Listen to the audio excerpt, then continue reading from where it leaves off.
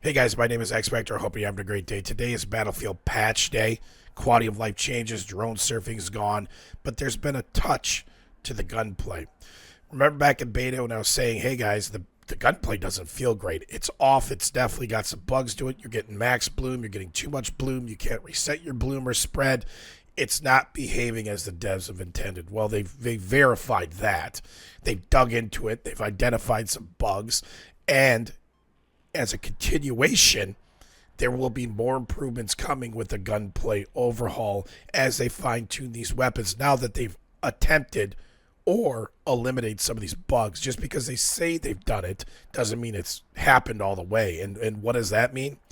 These attachments complicate things. This is my cord setup, okay? Just a normal 2.0 sight, a brake, heavy barrel, and normal vertical grip. But this loadout might change because, again, they've squashed some bugs in the gunplay. 40 cal fast mag, normal bullets, and that's all you need to know. So we all know this. Gunplay in Battlefield has always rewarded mechanics. It's not as strict as Counter-Strike. It's more like Valorant in that there are penalties for holding mouse button 1 or strafing while shooting or just holding mouse button 1. Anytime you introduce movement and a shooting mechanic, you're making your weapon spread more erratic, less predictable. There are not recoil patterns like in Counter-Strike or spray patterns like Apex Legends, where you know that spray pattern of your R301 or R99 or whatever gun it is, and if you have that mastered, you can get the majority of your bullets in a tight grouping and laser people at any range, basically, once you counter for lead and drop. Obviously, games like Counter-Strike and Valorant are just hit scan, so that's that. But with Battlefield, you have lead and drop, you have damage fall off, and you have a bunch of other variables, including your movement. So what's the key here? Well, because Battlefield bug squashed, you need to understand something. Before today, some of these attachments were broken. They would say things like reducing horizontal sway, giving you more vertical sway, which would make your gun more accurate because we all know we can control vertical recoil with ease. It's the horizontal stuff that's impossible to do in games like Battlefield because it's random. Sometimes the gun might jump like this. Sometimes it might jump like that. Sometimes it starts right, then left. Sometimes it does that. It's all over the place depending on the weapon, but vertical is vertical. It follows a trend. So see how that goes up and breaks to the left? Okay? That one broke more to the left. That one broke more vertical. So you can get away with kind of figuring out that's my pull. Okay? Not straight vertical. A little left to right in it.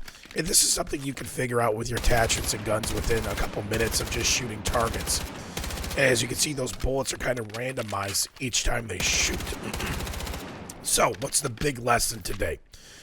Just because an attachment says something doesn't mean it works properly.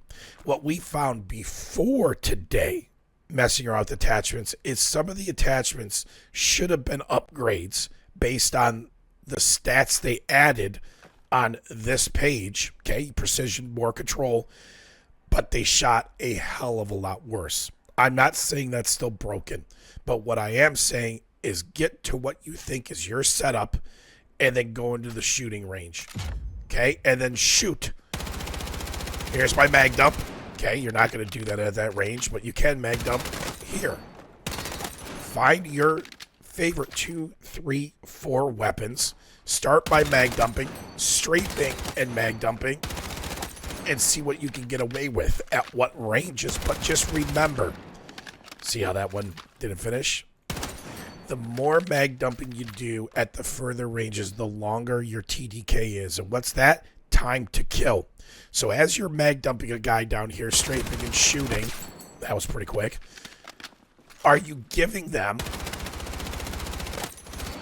more time to fire back properly and nuke your shit and put you back in that little respawn screen? So here's what we've always taught, okay? Take your gun, take several weapons, and go shoot at a wall. Watch this. We're going to do 5 round bursts. Look how tight that is. That was not that tight before. Now, again, is that them fixing attachments? Is that dispersion and bloom bugs? Is it a combination of everything that they've done? That's a major improvement.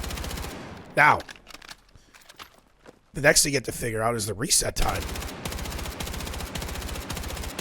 How quickly can I tap a reset? So 5 round burst, let off, 5 round burst. How quickly can I close that gap? Now, I'm going to give you another one. Depending on the weapon, most weapons, you're going to be doing at longer ranges beyond 50 meters, 1 to 3 round bursts, maybe 4 round bursts if you have a gun that's highly accurate. Now, do you hear the pattern? And again, we're just trying to control the recoil and look at the tightness. And if I let it walk too much, if I let that spray get too crazy, just let go and start over.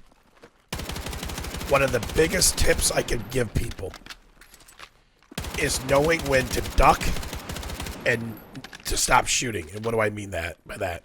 Pretend this is a solid wall. I come out, old Larry's gun's up on me. We're in a long lane, maybe playing some breakthrough. He knows I'm here. He's already seen me. Maybe he's already taken a shot at me. I've thrown my sack down. I've healed myself. I'm ready to re-peek. If I come out and I miss my first 3 to 4, don't keep shooting. Go to cover, reload, maybe jiggle peek, bait a shot, and then go back to work.